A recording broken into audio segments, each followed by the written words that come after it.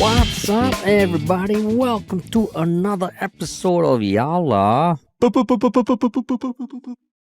your thrice weekly podcast where we talk about the hottest news with a touch of what, Terrence? Good old humor. Good old humor, man. Yeah. How's the week been, man? Post-presidential election, there's no more, don't have that buzz in the air anymore. Yeah, that's why. Not anytime you open up Reddit or Straits Times or Mothership, you see some new like jaw-dropping news. Yeah, some new scandal. So it's back to slow weeks. Is it? Slow weeks, man. Slow weeks. But at the same time, like I think people have also missed just talking about or listening about the news and all that, right? Yeah. It's just all been about Kinderland and friends and all that. Yeah, that's why. And I mean, I think that feeling that I mentioned on the previous podcast, where even you said, right, there was something very poetic about all Singaporeans going out to vote.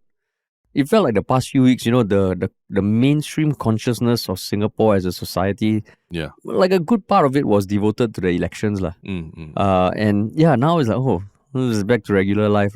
Yeah, what's there to talk? Well, I mean, so Singaporeans have decided mandate is strong. Yeah. What's there to talk about anymore? Right? I guess the next thing will be when Tharman is sworn in, which I believe is September 14th. So that'll be the Tharman era. Pineapple era, right? Yeah, correct. Now it's BT before Tharman, then it'll be AT after Tharman. Yeah. But before we jump to the topics of the week, which will bring us back to reality again. What's the one thing that we always want to tell people? The one thing is that if you're listening to us or watching us on YouTube, it would be wonderful if you could hit that follow or subscribe button because it helps all the videos and podcasts reach you. It helps us build a community. And I mean, it just gives us like a reminder that, people do listen and people do enjoy the podcast. Yes. And that includes social media because we're on TikTok, we're on Instagram. Anywhere you see us, just hit follow and subscribe. And if you want to work with us, what should they do, Terrence? Email us at contact@ministryoffunny.com because that's how we field most requests for collaborations and all that. So yeah, the email is right there in the description. So just email us and let us know what you're looking for. What you're looking for. Yeah. Cool, man. All right, let's jump into the first topic. A very, very it's touched a raw nerve. And that topic is about something that you probably saw circulating on social media. I mean, a lot of things have happened, and it is the whole case of the alleged, the abuse cases by the teachers at Kinderland, which is kindergarten in Singapore. Specifically 2 branches. No, not kindergarten. Childcare center. Childcare, correct. Kinderland. Kinderland at Woodlands and Kinderland at Choa Chu Kang. And I mean, essentially over the past few days, it all started when there was a video that was circulated online, which happened on August 28th. That even I saw in my own WhatsApp groups. A very disturbing video of a teacher kind of like physically abusing one of the students. Specifically like force feeding water to the child, like pulling their head back, and pouring water and down using their throats. Textbooks to hit them and all that. Using textbooks to beat their butts. And what else? I think tying them to the chair with the infant straps. And I mean, I think anyone watching it, I found it like it's super hard to get through to watch. And I can only imagine if you're a parent, even more so if you send your kids to one of these schools, maybe not even Kinderland. This childcare, like a lot of people send kids to childcare. Yeah. Right? You also, right? Yes. Yeah. So just watching it like, ugh. And then since then, that teacher has been fired. The other teacher has been fired. EDCA, which is the early development. Yeah, it is Early Childhood Development Agency. ECDA, ECDA, which is an autonomous government agency of the Ministry of Social and Family Development that oversees early childhood education. And in general, the development of childcare centers and kindergartens in Singapore. So it's jointly overseen by MSF and MOE. And it was only started it was only formed 10 years ago, 1st April 2013, on April Fool's Day, which is a weird day to start a childhood agency. Anything. So they... Not that weird if it's a government agency.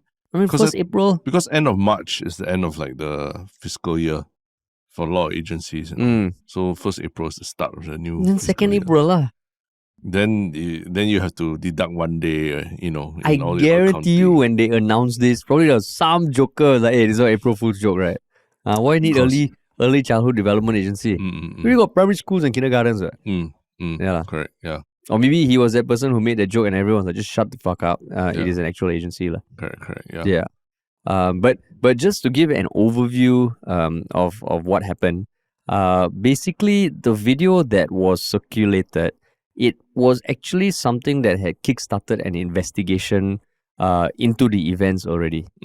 So basically June 30th was when the teacher at Kinderland Woodlands allegedly forced a 23-month-old child to lie down and then she poured water in her mouth.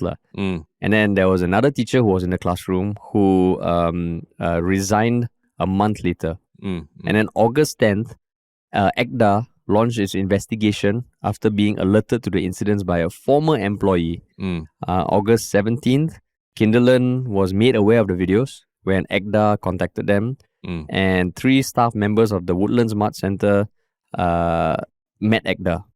Then August 18th, another Kinderland staff member met ECDA, and then Kinderland headquarters started a disciplinary inquiry and met with the teacher. And the principal of Woodlands Mart and the teacher contacted the parents. August 28th was when the videos emerged on social media, after which Lin was arrested and fired. Yeah. And it was teacher B, the one who quit back in July, who supposedly released the videos. And on August 29th was another video at Kinderland Sunshine Place. And then along the way, ECDA said it was investigating the role. Then there was some stupid announcements from Kinderland Singapore about personal devices. And so I think there's been a lot of parents who've been angry. Yeah. Generally, even non-parents are angry. Yeah. But there's also been anger towards ECDA. Yes. That's right. And that was around what sort of things? Yeah, so going back to our discussion about ECDA, as a, saying there's a joke and everything, right? There is a very strong view that, I think on the ground, when you talk to people, that they don't realize that, our early childhood industry is much less regulated than primary school or whatever, or even kindergartens and all, because it's not seen as part of MOE. It's not part of the education mandate. It's seen as childcare. So there's a lot less so-called protocols, not say protocols, there's a lot less oversight and standardization of things that go on in all these childcare centers in schools. So it's I think what has happened in the last couple of weeks is that people have realized it's quite shocking to people how the standards of care in each of these places can differ so much. That you can be, at a school like Kinderland, which is not a cheap school by any standards. From what I understand of the industry, it's not a cheap place to send your kids. It's not, subsidized or anything like that much. It's about what, like 2K a month? Yeah, you'd probably be close to there already. Minus the subsidies. Minus the subsidies that working parents get, right? Yeah. But it is not a cheap kind of school, So it's quite shocking that this kind of things can even happen in a privately run, slightly more expensive school. And I think that's what has shocked people and sort of put a bit more attention on this ECDA as an institution, like who's running it, and like what are the protocols that it says that it needs to strengthen and all that. And doesn't help that the person in charge of ECDA right now was actually a army general before he became head of ECDA. So, again, there's all the chatter of parachuting people into jobs that they know nothing about or they have no real relevant experience to be heading up, other than the fact that they're civil servants or anything. So yeah, there's been a lot of chatter about that aspect of things. Yeah. And I mean, there's and the person in question is Tan Chi Wee. He's the agency's chief executive officer. And basically, I think there was one main gripe that I saw was Lin, the teacher, was not removed from her duties, when the investigation started. Yeah. And it was only after the videos emerged that there seemed to be some sort of urgency to get rid of her. Right? Because the investigation technically started August 10th. But she was still working. Yeah. And she was only fired on August 28th. Yeah. So there's some criticism about that, saying that you see this video. Why are you looking like that at me, Terence? I'm getting deja vu. Yeah, that's why. I'll explain. I know the deja vu you're thinking. Because I also had the same deja vu. But got two deja vus. Okay. Two deja vus. Because essentially, an investigation was ongoing, and she seems like she was still teaching, right? And then the criticism is that how if there was video evidence of that, and apparently the whistleblower, she raised it to the Kinderland principal and was ignored. She raised it to ECDA and was ignored. But even then, like when she said ignored, I mean, eventually it kicked off an investigation. Right? Yeah. So, I mean, eventually, they were alerted. She was quoted as saying being ignored. Maybe it happened a few times. Yeah. But I mean, it didn't happen too long ago. But assuming it was highlighted at the principal, that happened. So on investigation, but she was basically since August 10th to August 28th, the teacher was still unemployed and getting paid. So, Terence, what are some of the deja vus you had? But before going to all that, the deja vus and all, I think the big thing to point out is that there was an investigation going on, right? And I think the big thing is that the inaction on ECDA's side in terms of, or even the school side, in terms of letting the teacher continue teaching, even while such serious, egregious case of alleged child abuse was happening, right? I think that's the lapse. It's not that they didn't investigate; they were investigating. It's just that they were not, maybe even not moving fast enough or decisively enough, right, to stop any further kind of abuse going on with the children. So I think that's important to point out that people are not shitting on ECDA or the school for not acting, but for just not acting fast enough to prevent more damage that the teacher could have done, right? Yeah. So now, like, what was the deja vu you were having, Terence? No, what was the deja vu you were having? I mean, I was two. So I mean, just when I was reading it, I was like, okay, there's an investigation ongoing, and she was allowed to carry on with work. Which means she was earning also. So the two deja vus that came out, both of which are, one, I mean, okay, of course there was Ride Out. Politics again. Does it always have to be Terence, about politics? You telling me your deja vu was what, about pets, is it? Ride Out, right? Where the investigation started, and it was at PM Lee's advice that, the ministers in question, Balakrishnan and Shanmugam, were allowed to carry on in their duty. And then that was one of the two deja vus. Okay. Was that similar to you, Terence?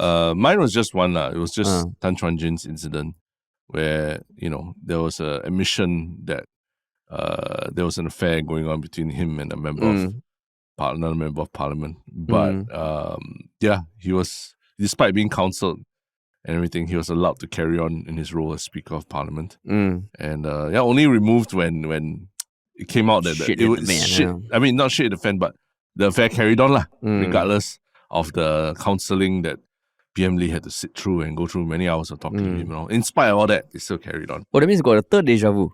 No, that's my second. But I'm saying my second deja vu was different from yours. Oh, is it? What's your second deja vu? Iswaran. Oh, okay. Yeah, I mean, that one also is different, right? Yeah, it's different.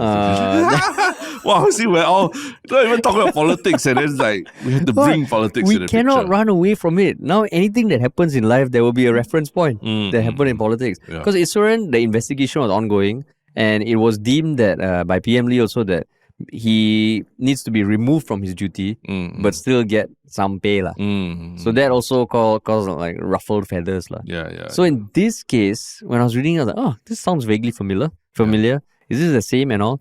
But to me, it's also very different. Correct. But at the same time, I know it's different topics, right?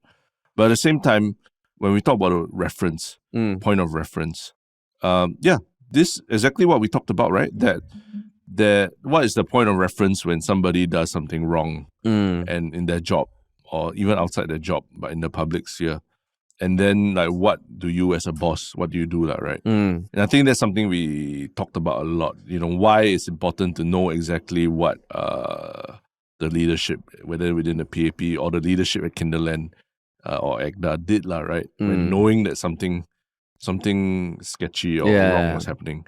It's important because obviously, like Prime Minister himself said during Parliament, is that some of these incidents we don't have a reference point for what to do with them. So we look towards other sectors. Yeah, private sector. Public sector. So do you want to look at Kinderland as your reference point? Like, is that the reference point that you use? Right? Maybe Kinderland look at the public sector now. Public sector look at private sector. No, private sector look at public sector. But in that sense, then Kinderland, I mean, it's more immediate than what whether it was Tan Chuan Jin or Iswaran, that whole issue, right? Yeah lah, but it's also not immediate enough lah. And also so this one, just objectively, it's a teacher who hit a child. So you could extrapolate that, okay, if she's still allowed to teach, she could hit another child. I don't think in PM Lee's mind was like, okay, Tan Chuan Jin slept with this person. If I let him go on, he might sleep with other people. You didn't. Never say never. If you all don't know, I'm just giving a face right now that like never say never. That's the thing. I think we've been shocked so much. Can you imagine if that was his thought process? Well, like, if he carries on, will he sleep with other people? The playboy of Parliament. The playboy. Dangerous. The playboy of Parliament. Yeah. There are different levels of actual physical harm that could be done to victims, right? Yeah. I think the difference is this is children, you know. No matter how charming a playboy or playgirl you are, if you come on to another member of Parliament, you can argue that, okay, they are an adult, they should be able to fend off these advances. If you come on to, as in you, what do you mean? Came on, like flirt lah. Oh, okay. Alright, what? You said come on to. Oh. You said come on to. Come on to is different from come on what? Yeah. No, I wasn't even going there. I was just clarifying what you were saying, but it wasn't being, It's okay. Yeah. My God, Terence. Wow, that went to a new place, Yeah. But basically, if they were flirting or trying to seduce other members of Parliament, you can assume that member of Parliament should be able to fend off those advances. Yeah. But as a child, right, that's where it feels... So this is where like Kinderland and ECDA, I think it's just all these missteps that just pissed the fuck out of people. Yeah. First of all, like to let her carry on, I mean, these kind of things, the safety of children should be the priority. Yeah. Because parents are entrusting you with their child.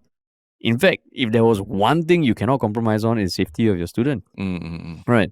And this is just someone who doesn't have that visceral, like, wow, this is my child kind of thing, you know. Yeah. And I would imagine for parents, it's like, how can you trust the school? Yeah. Right. So then there was one thing, and I think just ECDA, and there was a post that Kinderland made as well, just saying that what they say, they posted on 5 days ago, so about 1st September, on 31st August, Kinderland reiterates using the preschool management app with authorized company issued devices to also prevent the misuse of photos and videos of our children. Kinderland will now make it a policy that staff not use their personal devices during teaching hours. And they couched it in their desire to protect all their students. The privacy, Yeah. So for you reading that, given that you're a parent, what did you feel? Complete BS. It's BS because most, I don't know what most, but a lot of schools now, they literally use apps to update parents as to what's going on. And the apps involve the teachers using their phones to log into that app and then take photos of the kid, doing whatever activities, or if they fell down and had a bruise or something. That photo gives the teacher instant, being able to communicate with the parent more instantly. But it's still within the app, the control of the app, right? So obviously there's certain things you can and can't do within the app. So I think that argument of like trying to protect the child's PDPA or that, which is the protection of data and privacy, is nonsense. And the fact that it comes out like right after this leak of that very nasty video, it's just a very bad look, right? And as someone who, I mean, when my kid goes to a what do you call it, childcare center, and yeah, I visited a lot and asked about how they communicate with parents and all. I would say like 8 out of 10 of them do use some sort of app or something where the teachers can take pictures of the kids and send them to the parents. So yeah, this whole protection of data and privacy thing is like crap to me. Yeah, it just felt like so weird, like because of the timing also, it feels like they're trying to cover their ass, right? Yeah. And it just looks so terrible that how did they expect this to come across nicely? Yeah. But then on the flip side, there's also a reiteration of the fact that come July 2024, CCTV cameras will be required in all preschools. And I mean, the ECDA has clarified that this had nothing to do with the recent events. It was apparently announced back in February, but it will be something that will take place next July.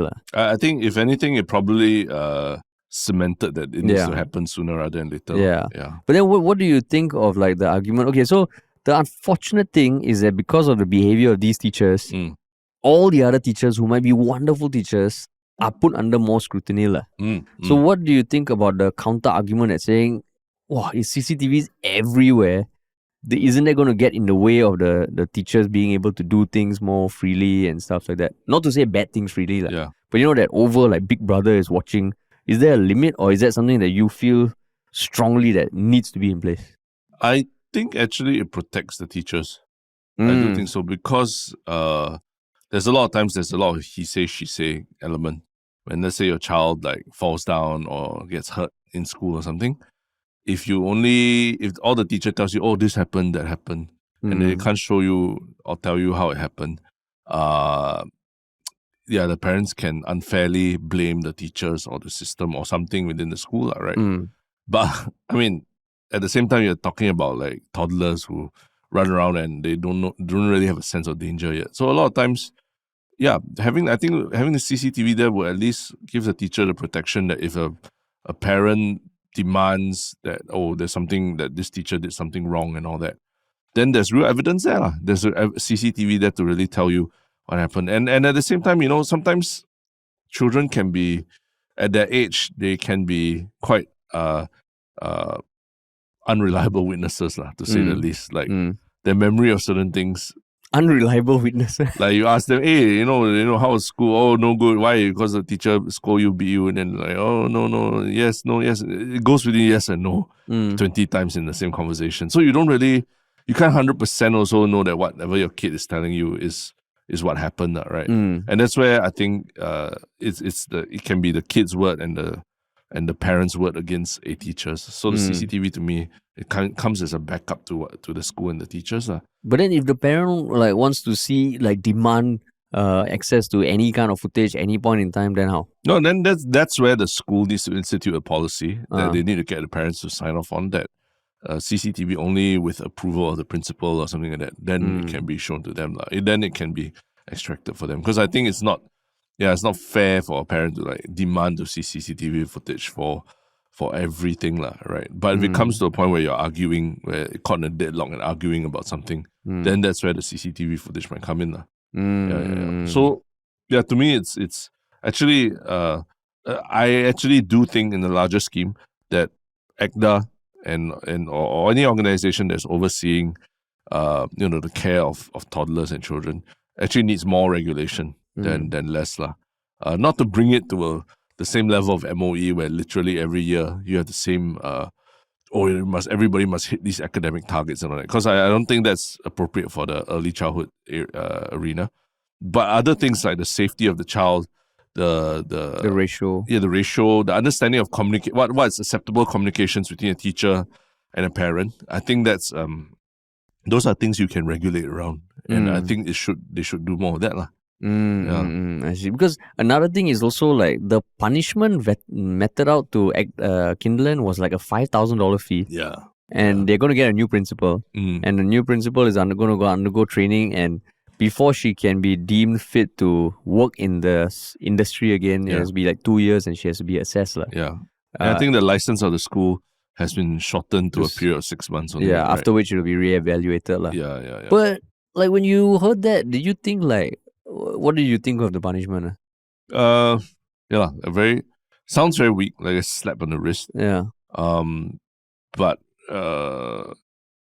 you know, at the same time, it's like what that in my mind was like at first I was like, I'm even surprised the school is even open. Like, shouldn't it be shut down or taken down entirely and all that? But that's where what you said earlier about one bad teacher ruining it for everyone else.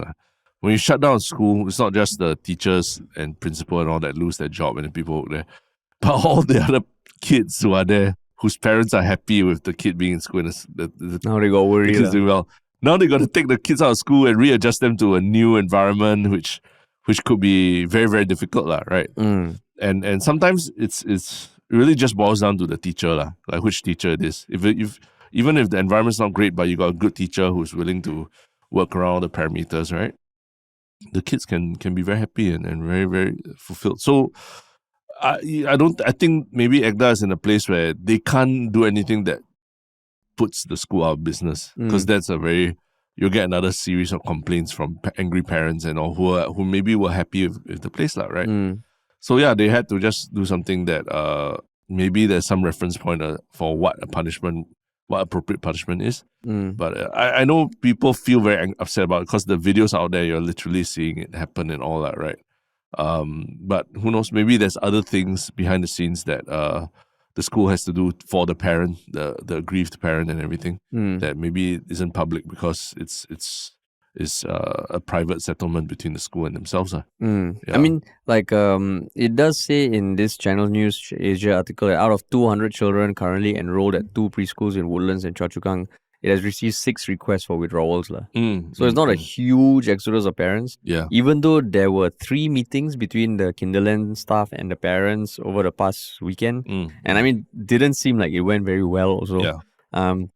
But going back to the punishment, I think, okay, it's good that their license got shortened. I think there's going to be a deep investigation, and within 3 months, Kinderland has to provide the results. But 5K does feel very little. Because, okay, take for example, you said that it's not cheap, right? Assuming it's like 2K, right, per month. 200 students, that's like 400K per month revenue, right?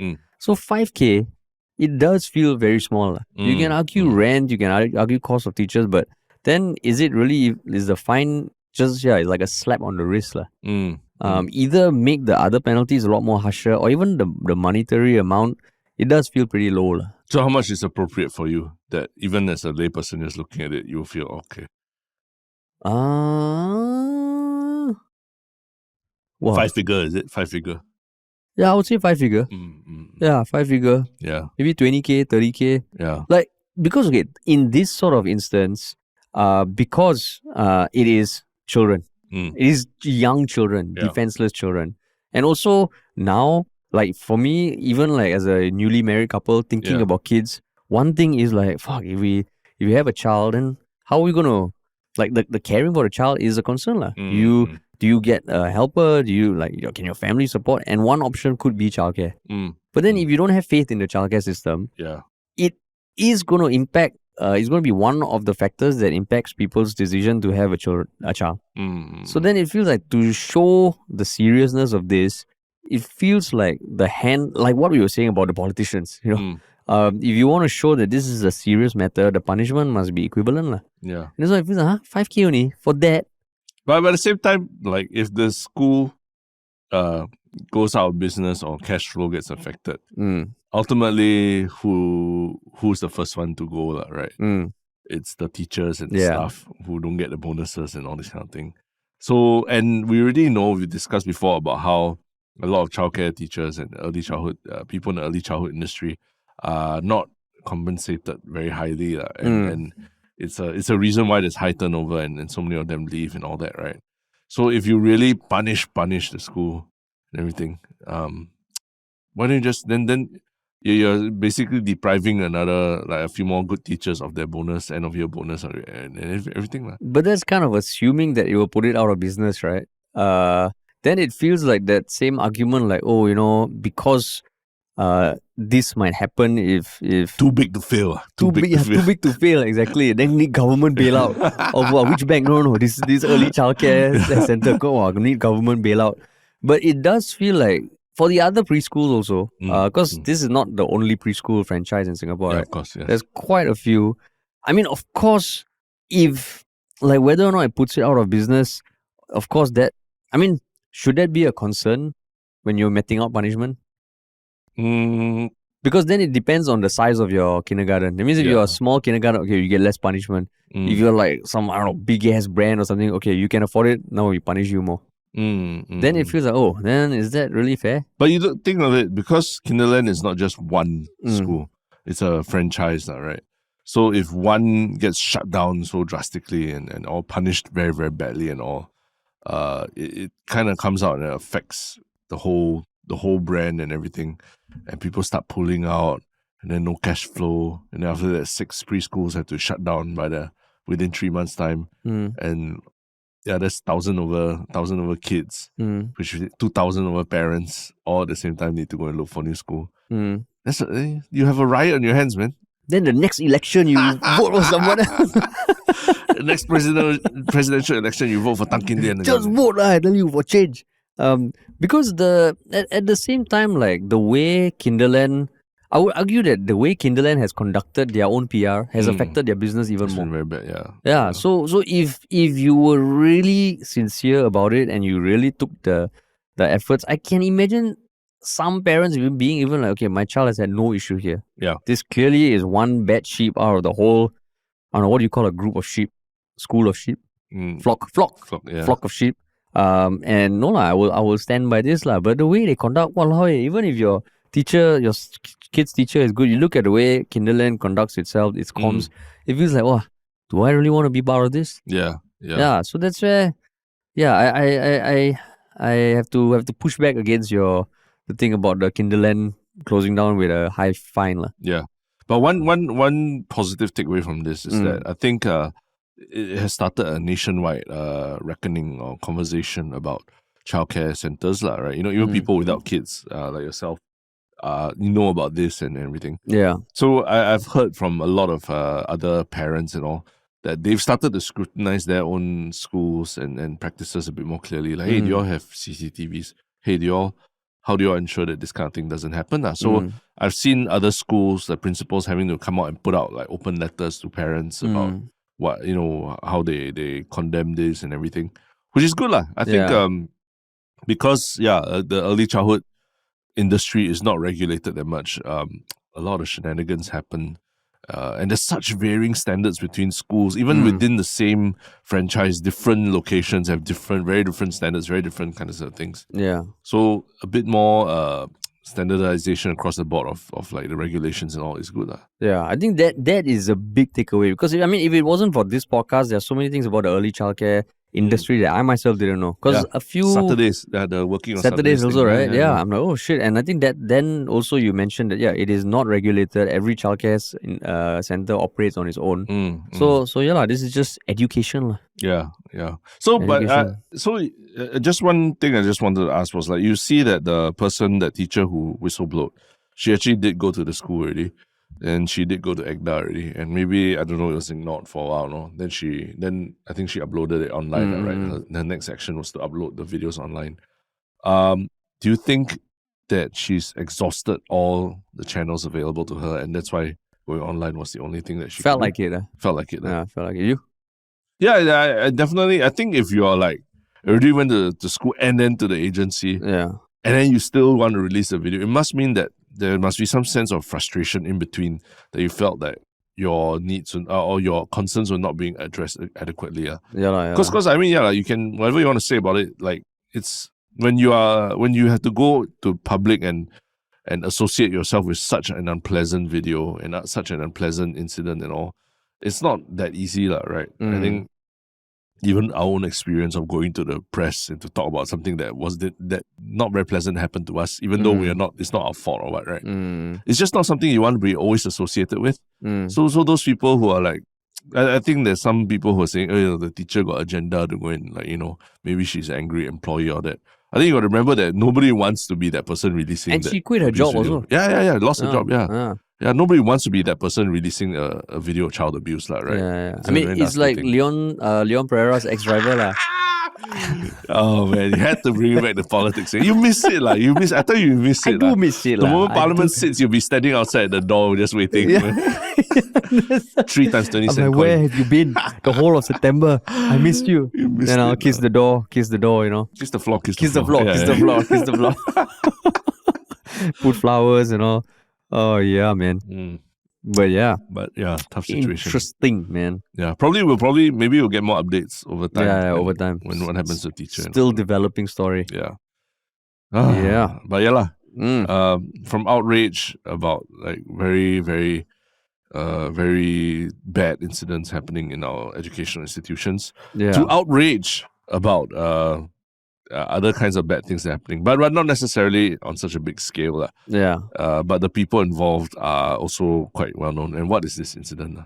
Yeah, it is the incident around this couple who dined at a Outram restaurant and who failed to pay their $245 bill after they asked the staff to pack up the food. And apparently, one of the employees of the restaurant reportedly had the bill deducted from his salary due to the oversight. Yeah. And then, of course, Madam Ho Ching shared her thoughts. You know, one thing I've realized about finding posts by Ho Ching, right? Yeah. Whenever I see something, the fastest way is not to go to her Facebook profile, is to search on Google. Yeah. Because she posts at least 5 posts every hour. And it's fucking crazy. Like, even though this article, I think today, it came out on Monday. It says 18 hours ago. Probably by Monday, if you checked it, there'll be like 50 posts that you have to go through. But yeah, so she basically said that she feels that the diners who fled should be caned. Yeah. And that employees should be given benefit of the doubt. Yeah lah. So when you saw that, I mean, first of all, if this couple really they planned it and all that, then they're assholes lah. But for Ho Ching to just, I don't know, her post, sometimes I'm like, what? Is she like, I mean, coming from Ho Ching, which carries some weight, it just feels weird. But what do you think about the caning thing? Or like, what do you make of this whole thing?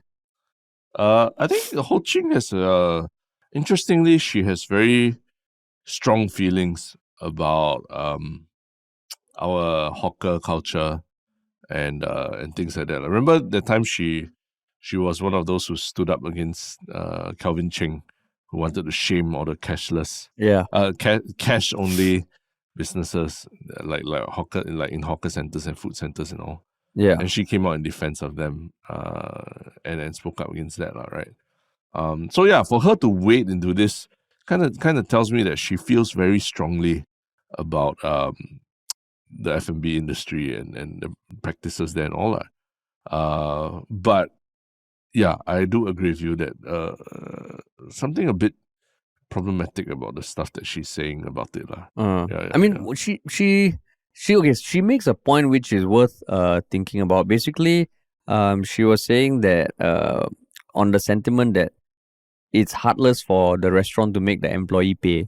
She was saying that it's shifting the blame from cheaters to employers.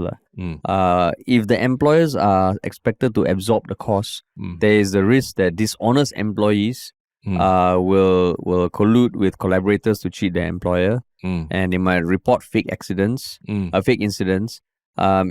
if it happens for the first time or rarely, maybe the employer can give employee benefit of doubt or maybe split it.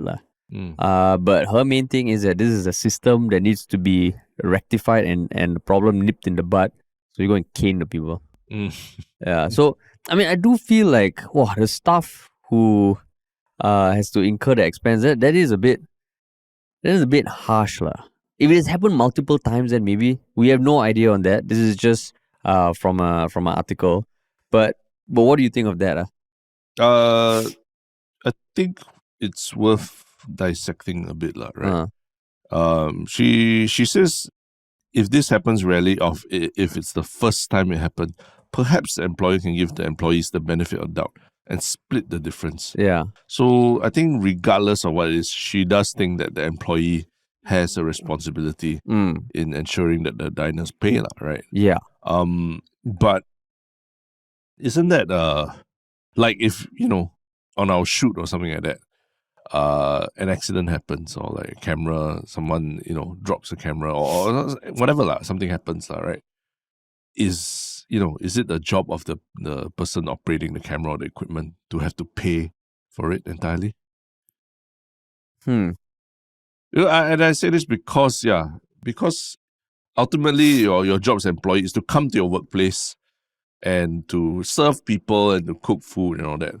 But asking them to stop diners who are let's say these diners are trying to leave without paying all that, becomes your job to become like almost like law enforcer, rule enforcer, and that's not really in your job scope, right? When you work at a place like that. But I don't know, maybe their contract says you have to also chase down anyone who has not paid their and bill. Beat them up. Because I think recently we're talking about the crime situation in the US now, where I think, I don't know whether we're in the same meeting, but people in San Francisco, a lot of times, apparently now it's in the law that below, like most employers tell the employees, if someone is shoplifting, but the amount is small, like it's a small item below $100 or that, don't even bother to chase them. Yeah. Just let them do it, because ultimately we have insurance that covers it. And the risk of you getting hurt or shot or something like that is worse for us than you getting back the $100 item, right? Yeah. So whereas in this case, it sounds like Ho Ching is advocating for, like, if you spot this happening as an employee, you have to chase the person, tackle them to the ground, make sure it doesn't happen. If not, you have to pay for it. Which is like, what? That sounds to me like crazy. Yeah, that's true. Building off that and to your first question, I do feel like, let's say even if someone's on our shoot and an piece of equipment gets damaged, it shouldn't be on them if it's like the first time. But if they come to our shoot and every time they come, the fucking camera got problem, then after a while I'm like, yo man, okay, there's something here that is not right. Yeah. But I agree with you that if the incentive, or if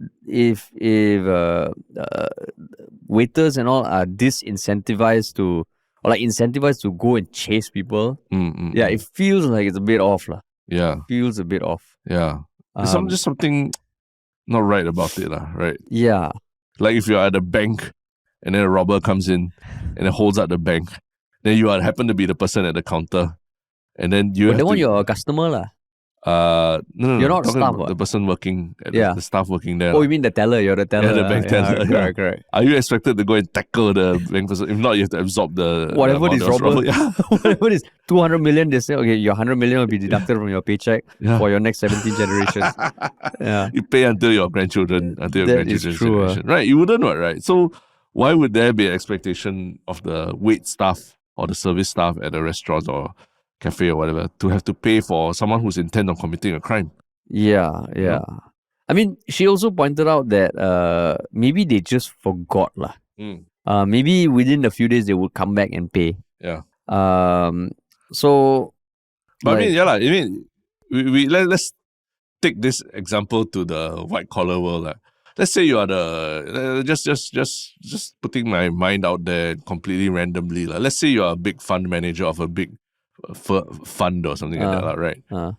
In good times, fund makes money, you make lots of money, right? But bad times, shit happens, wars, geopolitical conflicts, COVID, everything. The fund fucking plunges all that.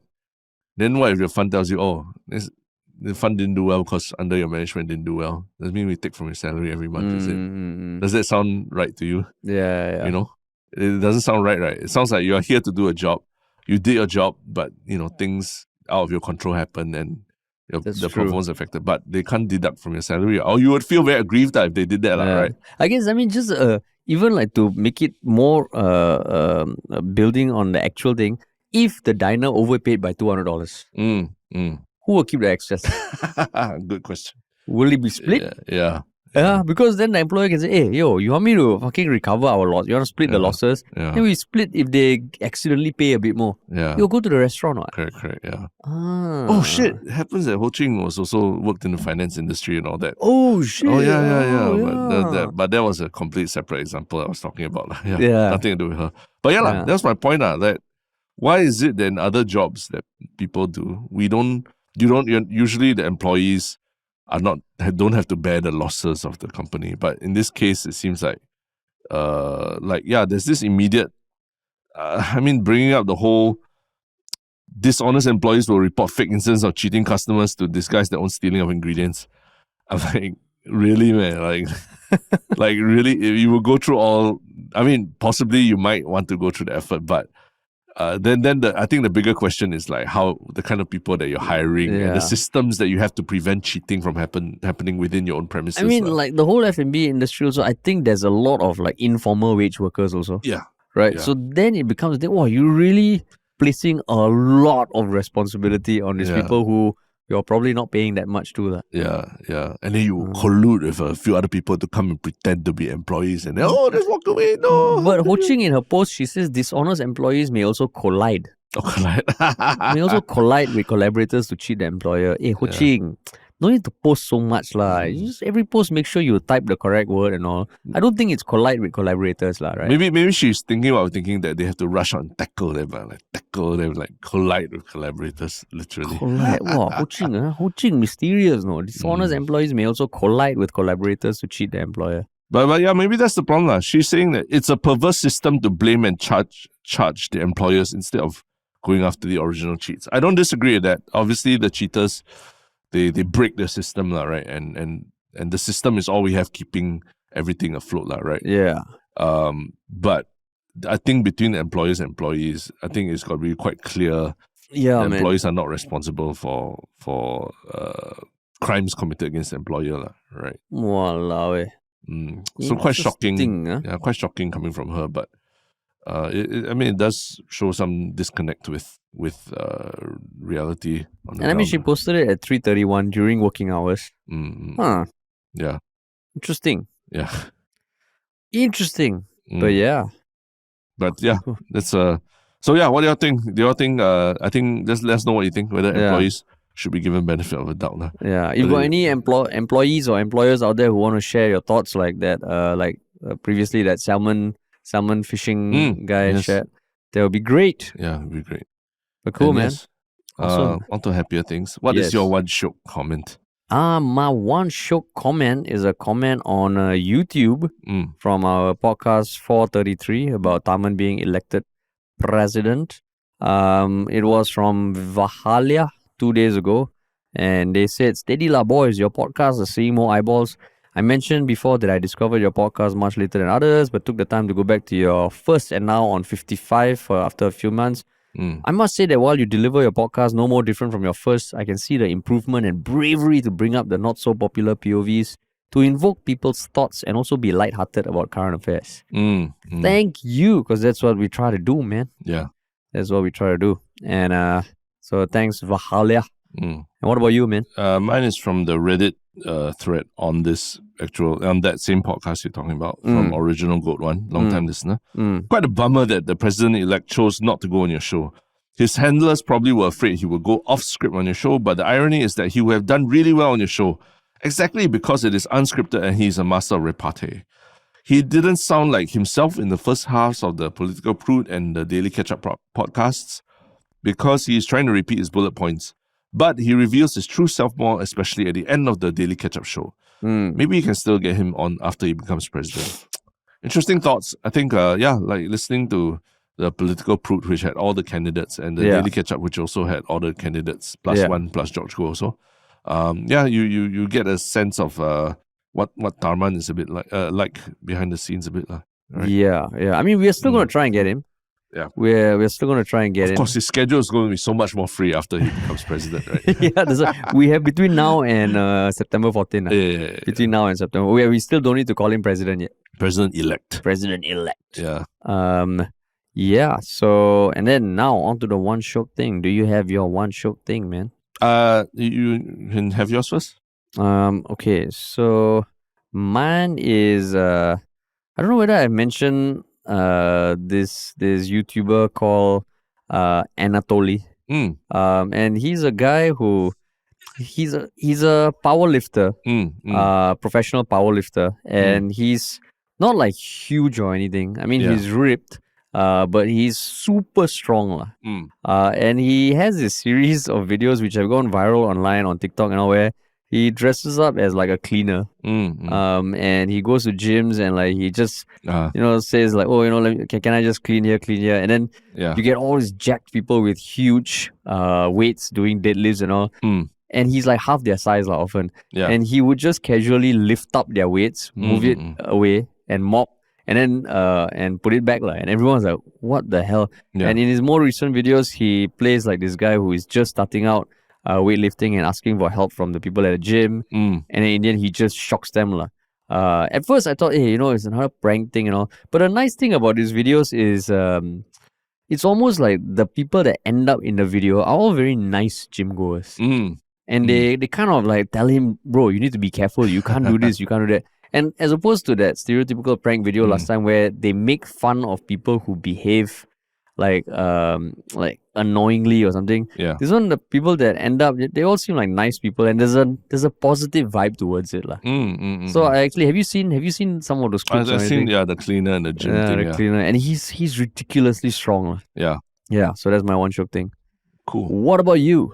Mine is the recent controversy when the Noah Lyles, the sprinter, who won 100 meter, 200 meter, and 4x100. Yeah.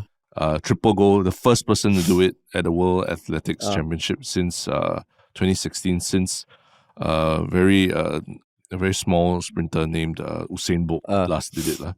He came out and started a whole controversy recently when after his wins, I think he talked about how he hates it that when the NBA champions, when the NBA finals are played and then the winner comes out, and they call them the world champions. And he's like, world champions of what?